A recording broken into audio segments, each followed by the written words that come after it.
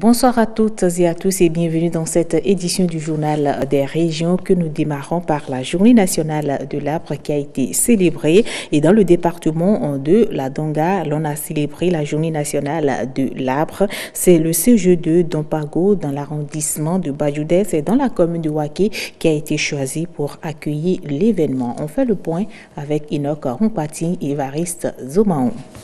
Sur le NJ, prêt pour le lancement de ce cérémonial.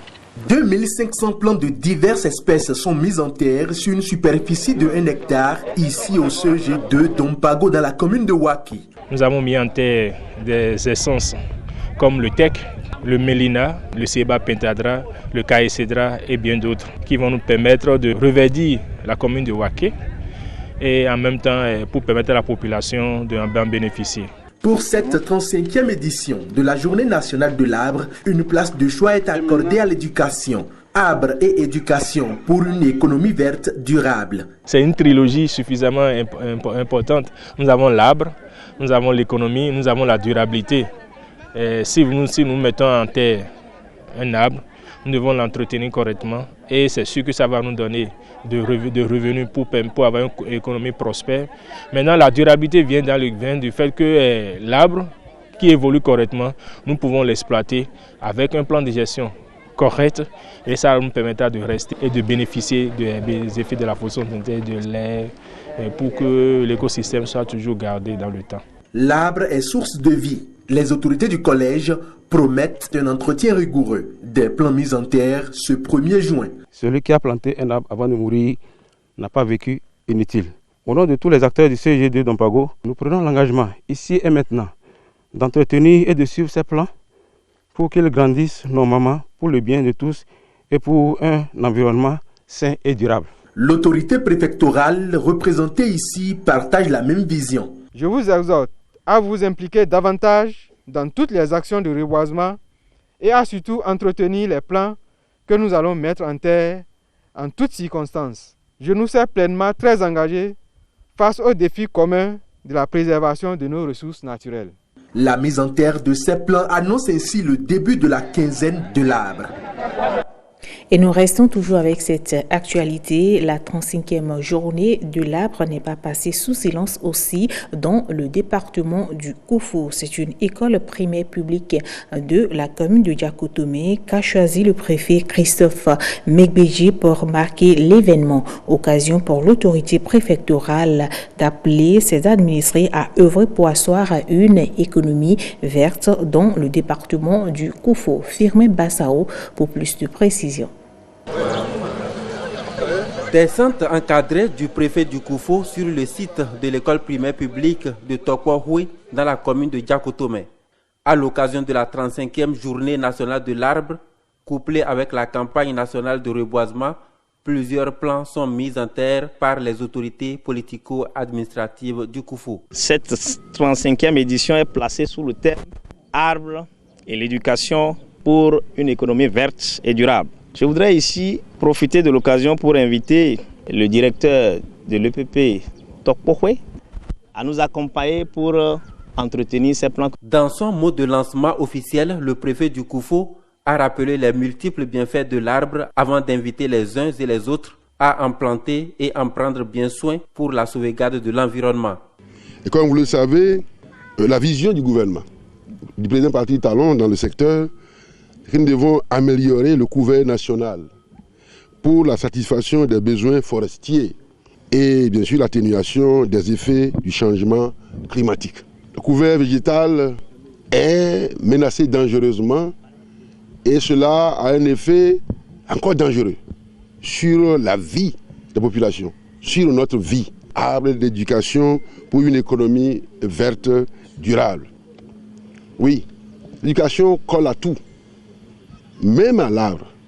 Parce que lorsque nous aurons fini de mettre les plants en terre, l'arbre, avec toutes ses fonctions chlorophylliennes que vous savez, l'arbre, avec tous ses bienfaits dans nos besoins quotidiens, même en mourant, nous partons dans l'arbre. La journée de l'arbre dans le Koufou reste un impératif pour tous. La 35e journée nationale de l'arbre également dans la Liborie, c'est la forêt sacrée d'Afousougsi à Gogounou qui a reçu les milliers de plants dédiés à cette célébration. Reportage. Plus de 1000 plants de Calcédra et de Mélina pour une superficie de 4 hectares sur les 17 qu'occupe cette réserve de biodiversité.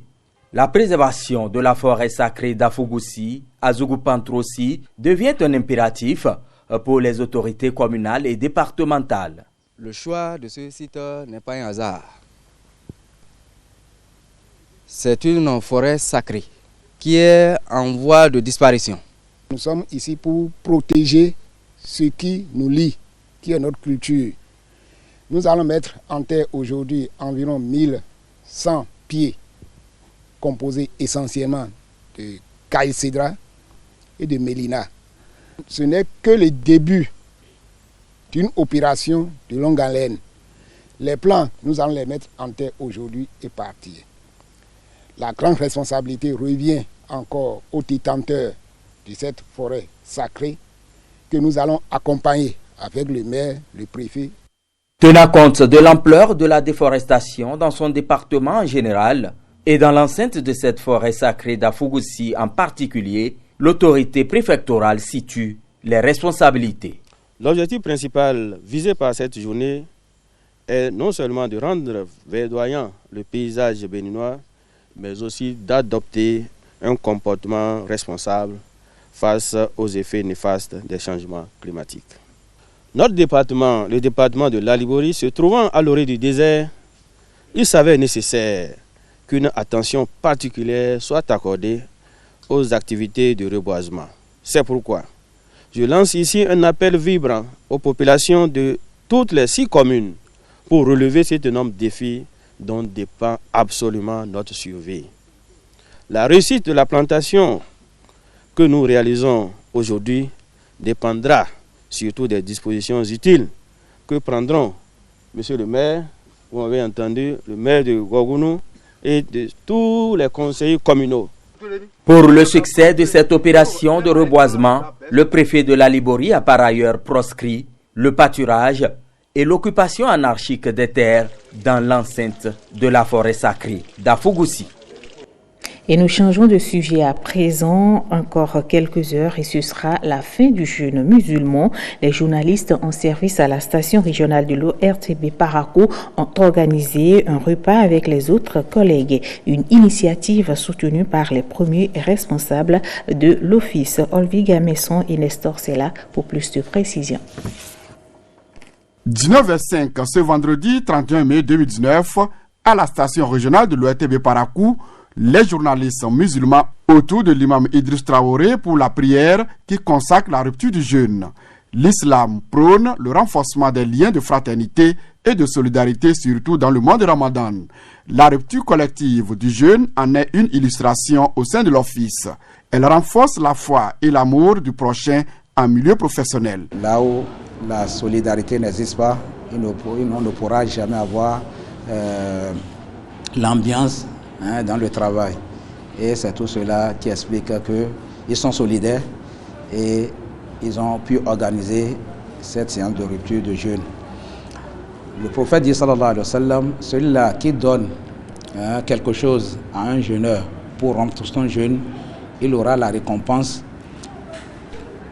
comme celle de la récompense de ce jeûneur, sans qu'on ne lui ampute, sans qu'on ne lui enlève aucune récompense de ses récompenses. C'est l'année dernière que nous avons eu cette belle idée. Nous espérons que ça va se perpétuer. La prière, les aumônes, les dons, les cadeaux. Vous voyez, nous sommes là, entre musulmans et chrétiens, partager ces moments joyeux avec nous. Le mois de Ramadan est un mois de partage, de pardon et de tolérance pour espérer la miséricorde d'Allah.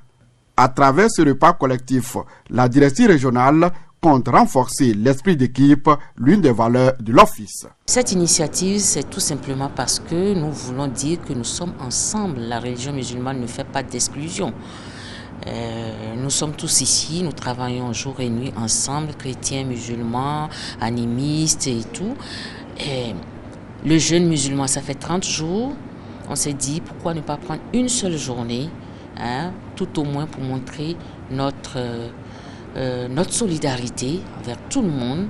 Je prie Dieu qu'il en soit toujours ainsi et que Dieu accepte nos prières, qu'il supprime la division entre nous, parce que nous avons vraiment besoin d'être ensemble, d'être solidaires, de se comprendre entre nous, tel que nous l'avons fait ce soir, pour que le travail marche. J'apprécie la démarche et je salue les collègues d'obédience musulmane qui ont procédé à ça et qui nous ont invités. Moi, je suis chrétien et pourtant, on m'a associé à cette rupture de jeûne. Je loue l'initiative. Ça veut dire qu'en réalité, la religion, elle est unique. Le jeûne est l'un des 5 piliers de l'islam. Le Coran recommande aux fidèles musulmans de privilégier le renforcement des liens entre eux et se montrer plus ouverts envers les autres confessions religieuses. Et nous restons toujours avec les professionnels des médias et cette fois-ci, c'est à Cotonou. Le candidat Gervais Ossou a lancé officiellement sa campagne ce samedi 1er juin 2019 à la Bourse du Travail pour l'élection à la RAC 2019. Postulant pour l'élection à la RAC en tant que conseiller technique, son ambition est de faire de la presse béninoise d'ici 2024 une presse qui facilite la liberté, l'accès équitable aux médias et l'inclusion sociale. On fait le point avec Manili Chibozo. Ensemble, gagnons la bataille du numérique. La bataille du numérique, point fort de Gervais Ossou. Il est candidat à la 6e mandature de la Haute Autorité de l'Audiovisuel et de la Communication RAC. Devant les électeurs, il dévoile son projet de société. Mon ambition, chers amis, c'est de remettre les professionnels des médias que nous sommes au cœur des réformes du numérique. Ces réformes sont pour nous une opportunité de croissance, pour nous une opportunité de développement. Gervais Ossou est candidat dans la catégorie technicien des télécommunications. Ses objectifs vont plus loin. Aujourd'hui, dans la presse béninoise, nous avons la presse privée qui a besoin encore qu'on la soutienne. Et donc, il y a cette convention-là pour laquelle nous allons lutter pour que, effectivement, cette convention soit mise en application à travers un décret d'application. Donc ça, voilà un peu les différents chantiers que je m'engage à ouvrir et à y travailler pendant ce mandat. Directeur technique à l'Office de radiodiffusion et télévision du Bénin, ORTB, le candidat séduit. Nous avons tous été à l'école de l'analogique. Et voilà que le numérique s'impose à nous. Que devons-nous faire alors?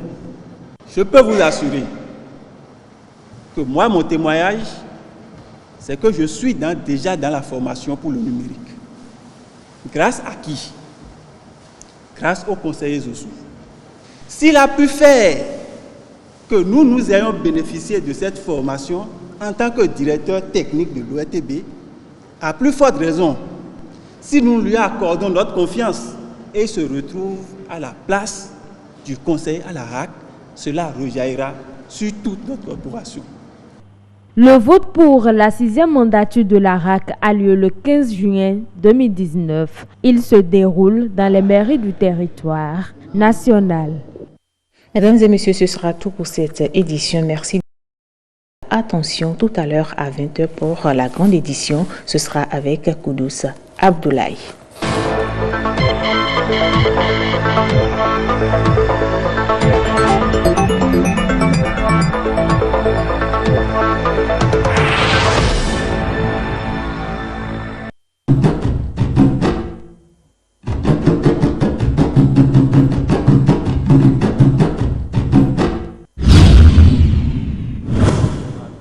Saisonnière, il s'agit des prévisions des facteurs clés qui régissent la saison des pluies dans le milieu, à savoir le démarrage de la saison, la fin de la saison, le cumul pluviométrique que va donner la saison. Pour le démarrage des pluies, le calcul que nous faisons, c'est une probabilité que nous faisons.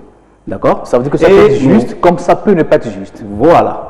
Mais la probabilité est forte que ça soit juste parce que avec les logiciels que nous utilisons aujourd'hui, ça nous permet d'avoir une fiabilité des résultats. Vous allez voir que les Nigériens qui viennent chez nous, malgré que la température est basse à Cotonou par rapport au Niger, ils ne sont pas très à l'aise. Ils ne sont pas très à l'aise parce qu'il fait encore plus chaud chez nous ici, c'est ça? Non, c'est pas qu'il